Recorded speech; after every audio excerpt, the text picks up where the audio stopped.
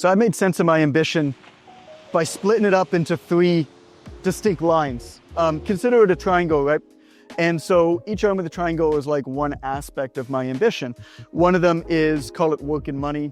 One of them is health and fitness. One of them is family and relationships. And what I've figured out over the years is that I've had a really, really hard time trying to pursue greatness or betterment, call it, not really greatness, but betterment in more than one at a time. I found that as long as my triangle doesn't collapse, as long as I don't ignore 2 of them, I can pursue betterment in one of them. And coming actually out to Mexico, where I'm, right now, it's beautiful, but coming out here half of the year, I've spent 4 to 6 months abroad every year for the last 13 years now, has helped me create the seasonality in my life, providing me the permission to split and put more emphasis on one area than another at any given time. And so what I'll do is I'll actively try to thicken one arm of the triangle. So like, I'm only really trying to better one aspect at a time. I'm only trying to really get better at work or money, or improve my relationships with my family, or really improve my fitness at any given time. I found that I can't actually get better at all 3, or even at 2 of them at once. Maybe others can, and maybe they're better than I am, and that's fine. It is what it is. But what this focus has allowed me to do is get over the guilt of, hey, I'm spending this extra time with my family. I'm not putting that time into my business right now. Or times when I'm putting more time into my business, let's say my fitness might not be getting better. And so what I'll do is I'll say, for this 4-month period, this is going to be a period of aggressive growth on one aspect of business, right? I'm gonna write this damn book, for example.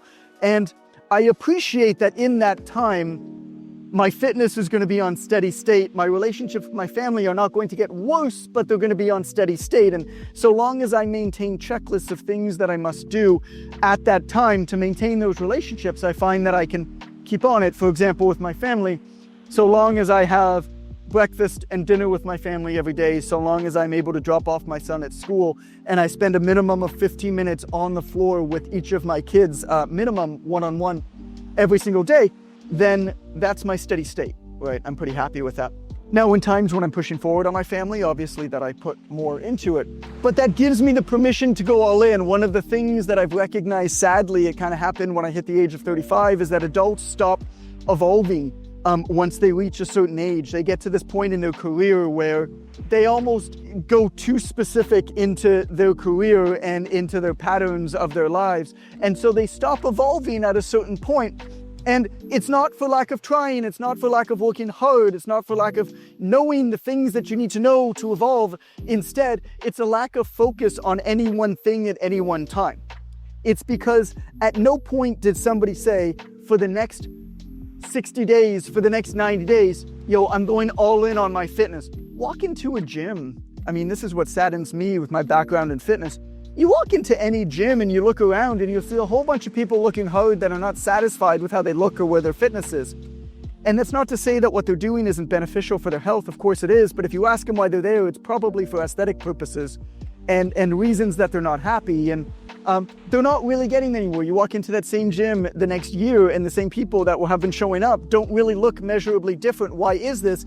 It's because those people never at any one time really stopped and said, okay, I'm going all in. I'm focusing right now for the next 90 days aggressively, obsessively on transforming my body. You see, growth, transformation does not come as a result of marginal 1% gains, trying to get a little bit better every day. That's how we consistently maintain where we are. But growth happens through very intense, focused, obsessive periods that are reasonably short term, and then they're maintained and flanked on either side by consistency. And so what do you do, for example, if you want to transform your body? Well, for 90 days, 12 weeks, let's say, whatever that period is, you're going to hire a trainer.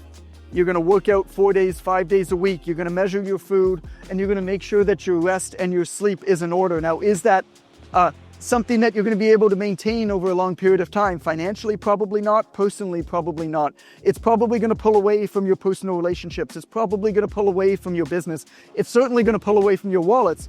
But what's amazing and what I've realized is that you can use these periods of obsessive growth over a short period of time to leap you, to transform you to the next level that then becomes your steady state that you then maintain.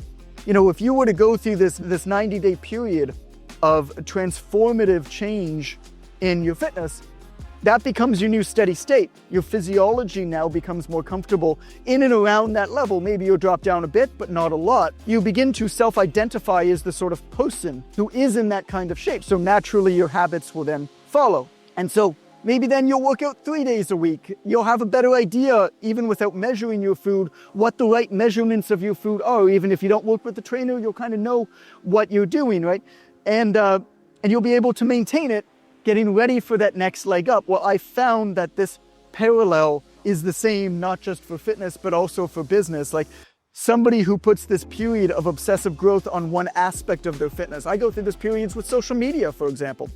I say for these 3 months, I'm going to really grow my Instagram account. I'm going to really grow my social media. And I'm okay with not working on a book as much that time. I'm okay with maybe letting that take away from other aspects, you know, maybe missing a workout here and there, because I know that it's going to be a short, 60-day, 30-day period where I'm just going for growth, obsessive growth, networking, building the skills, learning the conversion or ways to convert through the social media account, growing my following.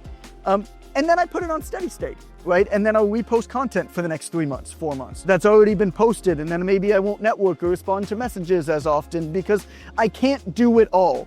But I think that the reason that most humans never evolve is they try to have it all by doing it all at once, and as a result are never doing anything meaningful at one time, obsessively focused in a way that they need to, whereas the secret to success is that you can have it all so long as you focus obsessively on one damn thing at a time.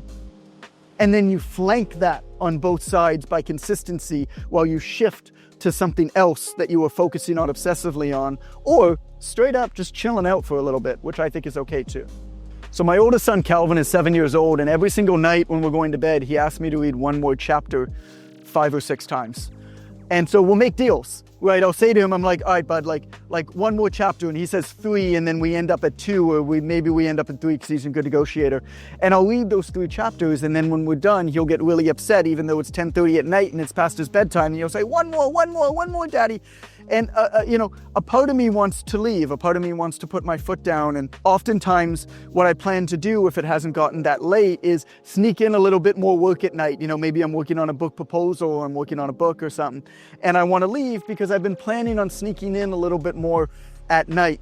But then, the intelligent part of my brain snaps in and I realize that, there's not actually going to be that much more time when Calvin, who's 7, is going to ask me to read one more chapter with him lying in bed snuggling at night.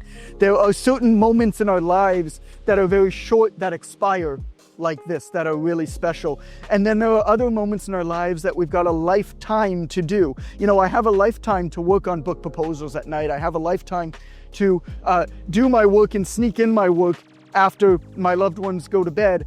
I really only have this very short period of time with Calvin where he wants me to lie in bed reading Willy Wonka and the Chocolate Factory, one more chapter, 5 different times until my throat gets sore. And so, maybe it's okay to skip the book proposal. Maybe it's okay to take a little bit longer or not get that bit of work in at night, because that moment with Calvin is one of those really special yet expiring moments that we only have for a very short period of our life, that once it goes away, it's gone forever. I mean, Calvin's 7.